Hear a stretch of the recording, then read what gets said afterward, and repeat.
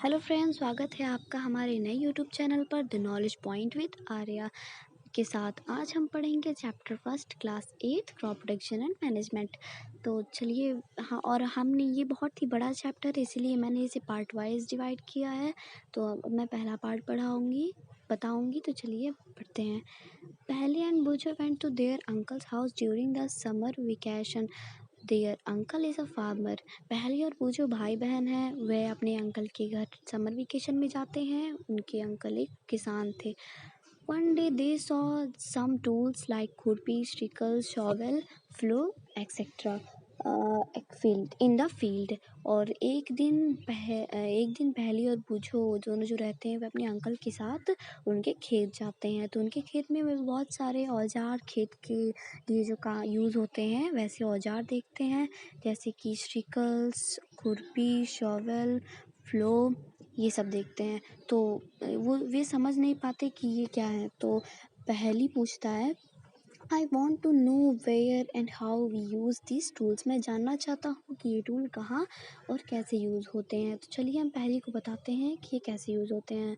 You have learn that all living organisms require food. आपने ये पढ़ा ही होगा कि सभी जीवों को भोजन की बहुत आवश्यकता होती है। Plants can make their food themselves. सभी पौधे अपना खाना खुद बनाते हैं। Can you recall how green plant synthesis their own food. आप ये जानते हैं कि हरे पौधे अपना खाना कैसे बनाते हैं। Animals including human can not make their own food. पशु और मनुष्य अपना खाना खुद नहीं बना सकते। So where do animals get their food from. तो अब हम जानेंगे कि एनिमल्स जो मनुष्य, जानवर, ये सब जो होते हैं, हम अपना खाना एनिमल्स अपना खाना कैसे बनाते हैं। But first of all, why do we have to eat food. तो सबसे पहले हम जानेंगे कि हम भोजन किस लिए करते हैं, हम खाना किस लिए खाते हैं। वो आप सभी को पता होगा कि खाना हम एनर्जी के लिए खाते हैं, जिससे हमें एनर्जी मिले। तो चलिए पढ़ते हैं। द फूड इज़, और इसके बारे में बता देती हूँ कि हम खाना एनर्जी के लिए खाते हैं। वो सारी एनर्जी हमारे बॉडी प्रोसेस में ख़त्म हो जाती है, डाइजेशन में, रेस्पिरेशन में और एक्सक्रीशन में। इन सब में हमारी बॉडी प्रोसेस में हमारा जो फूड से हम एनर्जी लेते हैं वो सारी एनर्जी हमारी ख़त्म हो जाती है, इसलिए हमें बहुत ही ज़्यादा खाने की ज़रूरत होती है। और अब पढ़ते हैं। We get our food from plants और एनिमल और बोथ। और हमें अपना भोजन पौधों और जानवरों से भी मिलता है। Since we all need food, how can we provide food to large number of people in our country? जब हम जानते हैं कि हमारा कंट्री इतना बड़ा है और हमें ज़्यादा अधिक मात्रा में फसल की ज़रूरत है, तो हम क्या करें। Food has to be produced on a large scale. तो हम खाना इसलिए हमें इसमें पहली ने बोला है कि जब हमारे पास हमारी कंट्री इतनी बड़ी है तो हमें भोजन की बहुत ज़्यादा आवश्यकता है। तो इसने पूछा हम इतना सारा भोजन कैसे पाएंगे। तो यहाँ पर बूझों ने बताया है कि हमें इतनी ज़्यादा फसल उगाने के लिए हमें अधिक उत्पादन की ज़रूरत है। हमें ज़्यादा मात्रा में फसल उगाना पड़ेगा और इसके लिए हमें बहुत सारा मेहनत करना पड़ेगा। उसके लिए एनर्जी चाहिए, उसी से फूड, एनर्जी, और हमें प्रॉपर मैनेजमेंट की ज़रूरत है, लगातार मेहनत की ज़रूरत है। तभी हमारा फसल उग पाएगा। एग्रीकल्चर प्रैक्टिसेस, और अब मैं इसे पूरा हिंदी में ट्रांसलेट करूँगी, डायरेक्ट बताऊँगी। तो इसमें 10,000 BC तक लोग नोमैडिक मतलब वो लोग शिकार करते थे, कच्चा फल, कच्ची सब्जियां खाते थे। वे लोग जहाँ शिकार करना शुरू कर दिए थे, वे लोग जहाँ रहना शुरू किया, वहीं पर इन्होंने खेती शुरू कर दी, चावल आदि सब बोने लगे और वे एग्रीकल्चर करने लगे। When plants of the same kinds are cultivated at one place on a large scale, it is the called crop। कई प्रकार के पौधे जो एक ही तरीके से एक ही जगह पर अलग प्लांट पार्ट्स में बोए जाते हैं, उन्हें हम क्रॉप कहते हैं। जिन्हें हम अधिक मात्रा में बोते हैं, एक ही जैसे प्लांट्स अधिक मात्रा में जो बोए जाते हैं उसे हम क्रॉप कहते हैं। For example crop of wheat means that all the plants grow in the field और दैट ऑफ वीट। जैसा कि वीट है, वीट को हम एक ही पौधा होता है, एक ही जैसा बहुत सारे पौधे हैं हम बो देते हैं अपनी फसल को अच्छा बनाने के लिए, बहुत सारे उगाते हैं मेहनत करके, तो इस वजह से एक ही जैसे कई सारे उग जाते हैं, तो उसी को हम क्रॉप कहते हैं। You already know that crops are different type like cereals, vegetable and fruit. आप ये पहले से ही जानते हैं कि कई प्रकार के फसलें होती हैं, जैसे वेजिटेबल हमने बोया, फ्रूट्स बोए, सीरियल्स ये सब जो होते हैं, ये सब कई टाइप्स के होते हैं। तो these can be classified on the basis of the season in which they grow. और कई प्रकार की जो फसल होती हैं वो कई सीजन्स में बोई जाती हैं, इसके बारे में बताया है। India is a vast country, India एक बहुत बड़ी कंट्री है। The climatic condition like temperature, humidity and rainfall vary from on one region to another.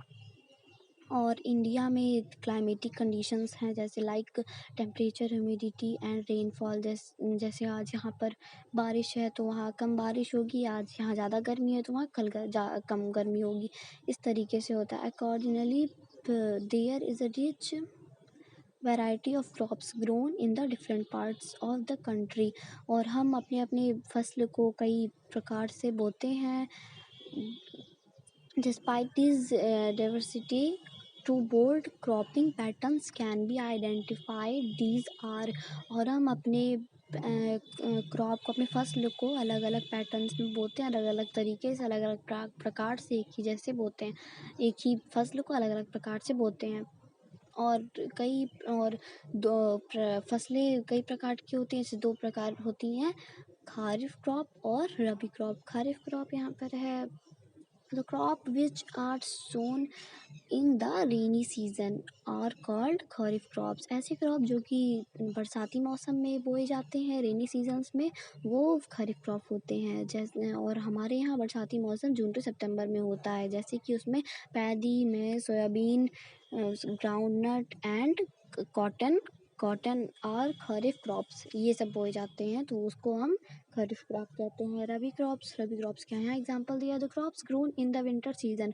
ऐसे क्रॉप्स जो कि विंटर सीजन में बोए जाते हैं, जो कि हमारे यहाँ अक्टूबर टू मार्च में होते हैं, और कॉल्ड रबी क्रॉप्स। एग्जांपल वो है रबी क्रॉप्स होते हैं। एग्जांपल है of rabi crops are wheat, gram, pea, mustard and linseed. ऐसे क्रॉप जो कि रबी क्रॉप्स होते हैं, मतलब ये सब क्रॉप्स रबी हैं, जैसे कि wheat, gram, pea, mustard and ये linseed linseed or basics. These pulses and vegetables are grown during summer at many places. और अब हम जानेंगे जेड क्रॉप्स, मतलब ZAID से नोट कर लीजिएगा। ये क्रॉप होता है जो हमें डेली यूज़ के लिए होता है, हमें हमेशा यूज़ करते हैं, दाल, सब्ज़ी और फल, ये सब जेड क्रॉप्स होते हैं। अब हम पढ़ेंगे नेक्स्ट पे basic practices of crop production. यहाँ पर अब पहली पूछ रहा है why paddy can not be grown in the winter season. और अब यहाँ पूछो बता रही है कि पहली ने पूछा है कि पैडी विंटर सीजन में क्यों नहीं उगता है। पैडी रिक्वायर्स, अब यहाँ बुझो बोल रही है, paddy requires a lot of water, therefore it is grown only in the rainy season. यहाँ ये बुजुर्ग ने बताया कि जैसा कि पैडी खरीफ क्रॉप में बोया जाता है, और खरीफ क्रॉप में एक डिफरेंट मैं आपको बता देती हूँ खरीफ और रबी में, कि खरीफ क्रॉप्स में जो फसलें बोई जाती है उसमें ज़्यादा पानी लगता है, और रबी क्रॉप्स में जो फसलें बोई जाती हैं उसमें कम पानी लगता है। तो यहाँ paddy requires a lot of water, यानी कि पैडी जो होता है वो खरीफ क्रॉप में होता है, उसमें ज़्यादा पानी लगता है, और देयरफॉर इज अ ग्रोन, और रबी क्रॉप्स जो होते हैं वो उसमें विंटर सीजन होता है, और खरीफ क्रॉप्स में ज़्यादा पानी लगता है, रेनी सीजन यानी कि बरसाती मौसम, उसमें बारिश होती है, इसलिए उसको ज़्यादा पानी मिल जाता है। Cultivation of crops involves several activities undertaken by farmers over a period of time. और कल्टीवेशन मतलब उन फार्मर्स जो होते हैं वो ज़्यादा कड़ी मेहनत करके अपनी फसलें उगाते हैं, उनको इतनी मेहनत करने के लिए ज़्यादा समय की ज़रूरत होती है. You may find that these activities are similar to those carried out by a gardener of or even by you when you grow ornamental plants in your house. आप भी अपने गमले में, आप भी अपने घर में एक गमले में बहुत सारे प्लांट्स बोते हैं, उसकी देखभाल बहुत अच्छे से करते हैं. वैसे ही एक किसान भी अपने फसल को अच्छा बनाने के लिए कड़ी मेहनत करता है. These activities or tasks are referred to as agriculture practices which are listed below. और ये सब करने के लिए उन टास्क की ज़रूरत होती है और जो ये सब मिलाकर वो एग्रीकल्चर प्रैक्टिसेस करते हैं. जैसे कि यहाँ पर बहुत सारे 7 टाइप्स के हैं. यहाँ पर ये उन्होंने उनको बहुत कड़ी मेहनत करनी पड़ती है इन सबको करने के लिए, इसीलिए उन्होंने इसको 7 पार्ट्स में डिवाइड कर दिया है. जैसे कि प्रिपरेशन ऑफ सॉयल को प्रिपेयर करने के लिए, सोइंग उसको बोने की तैयारी करने के लिए, एडिंग मैन्योर एंड फर्टिलाइज़र मतलब उसमें खाद जो आप डालते हैं वो सब डालने के लिए, इरिगेशन मतलब उसे सींचने के लिए, प्रोटेक्टिंग फ्रॉम वीड्स मतलब उसको प्रोटेक्ट करने के लिए, खेत को मतलब जो हम खेती करते हैं उसको प्रोटेक्ट करने के लिए, हार्वेस्टिंग उसको काटने के लिए, स्टोरेज मतलब उसको इकट्ठा करने के लिए, इन सब करने के लिए बहुत टाइम की ज़रूरत होती है. और प्रिपरेशन ऑफ सॉयल, अब हम पढ़ेंगे प्रिपरेशन ऑफ सॉयल की प्रिपरेशन कैसे की जाती है. The preparation of soil is the first step before growing a crop. Preparation of soil मतलब सॉयल को बीज को बोने से पहले हमें सॉयल की बहुत अच्छी तरीके से प्रिपरेशन करनी चाहिए. One of the most important task in agriculture is the turn off the soil is लूजन it. और उसके लिए हमें अपनी मिट्टी को, अपनी सॉयल को अच्छे से लूज करना है, ढीला करना है, उसे बुरबुरा करना है. This allows the roots to penetrate deep into the soil. और हमें उसे गहरा गड्ढा बनाकर उसे अच्छे से उसके रूट्स को ताकि जम जाए, इस वजह से हमें उसमें अच्छे से पौधा लगाने के लिए उसको प्रिपेयर करना पड़ता है. The loose soil allows the roots breathe easily even when they go deep into the soil. और हमें इसमें पूछा है कि हम उसको मतलब उसको इसलिए गहरा करते हैं ताकि उसका पानी उसमें अच्छे से पहुंच जाए और वो अच्छे से ब्रीथ कर पाए. Why does do the loosing of soil allows the roots breathe easily. और इसमें पूछा है कि कैसे जो हम मिट्टी को ढीला करते हैं वो ऐसा क्या करते हैं जिससे वो अच्छे से ब्रीथ सॉयल अलाउ कर देता है, उसे अनुमति दे देता है कि तुम अच्छे से ब्रीथ लो. और यहाँ से दिया the loosened soil helps in the grow of earthworm and microbe. जब हम अपने सॉयल को ढीला कर देते हैं, लूज़ कर देते हैं, इससे जो अर्थवॉर्म होता है, माइक्रोब्स होते हैं, वो सब उसमें चल के उथल पुथल करके उसको भुरभुरा कर देते हैं, जिससे वो ब्रीथ ले पाता है और वो अच्छे से ग्रो कर पाता है. और इसमें दिया है कि जो ये होते हैं, जो अर्थवॉर्म्स, माइक्रोब्स, ये सब सॉयल के फ्रेंड्स होते हैं, माना गया है, इनको दोस्त माना गया. These organisms are friends of farmers since they further turn and the loosen on the soil and add humus to it. But why the soil need to be turned and loosened. लेकिन soil को हमें turn मतलब उलट पुलट और उसको ढीला ढाला क्यों करना पड़ता है. You have learn in the previous classes, आपने पहले की क्लासेज में पढ़ा होगा, that soil contains minerals. Soil mineral पैदा करते हैं जो कि वाटर में होता है, एयर में होता है, एंड सम लिविंग ऑर्गेनिजम्स.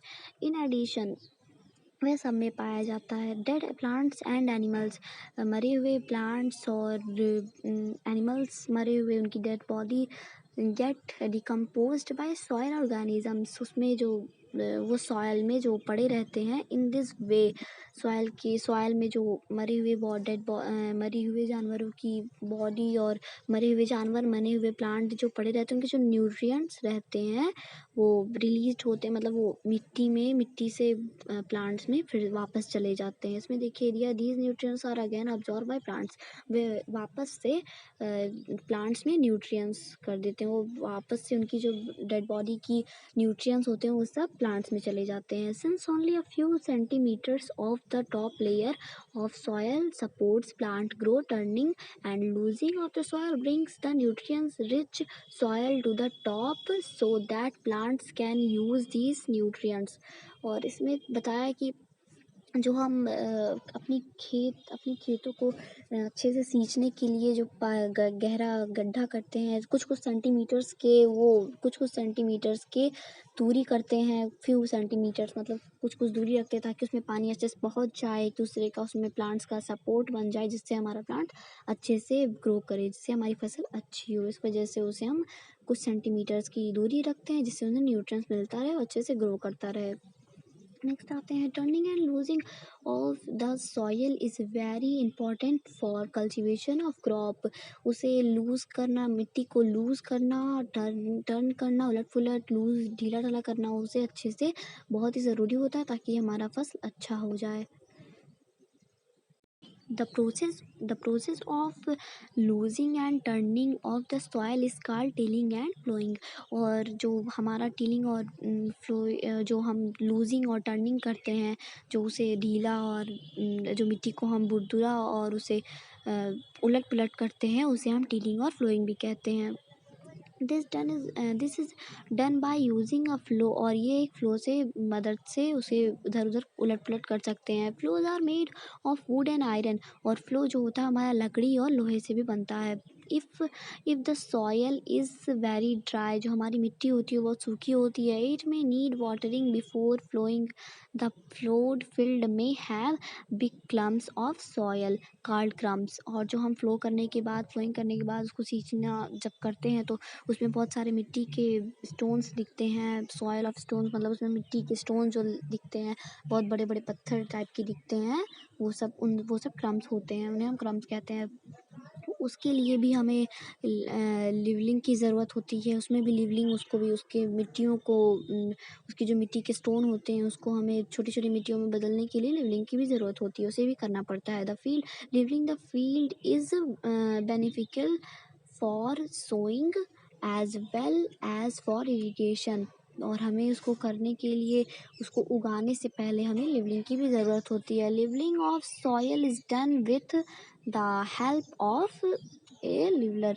और हमें सॉयल को पूरा अच्छे से उसे लिवलिंग के लिए हमें सॉयल को पूरा अच्छे से उसका छोटे छोटे स्टोन्स जो होते हैं ना, उसके स्टोन्स को मिट्टी के स्टोन्स को हमें अच्छा करने के लिए लिवलर की भी ज़रूरत पड़ती है, लिवलर भी होता है। Sometimes manure is added to the soil before tilling.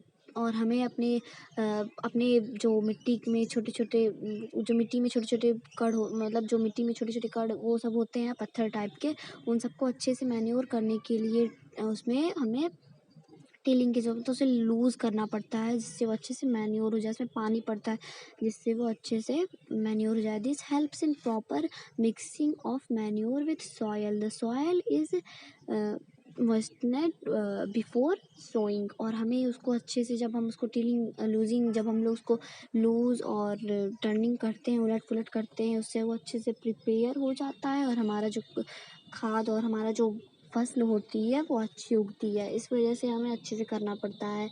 तो आज के लिए हमारा यही वीडियो था, इतना ही वीडियो था। तो थैंक यू, जुड़े रहिए हमारे साथ द नॉलेज पॉइंट के साथ। तो हमारे वीडियो को लाइक करें, सब्सक्राइब करें और शेयर करें। बेल आइकन बटन को दबाना मत भूलिएगा।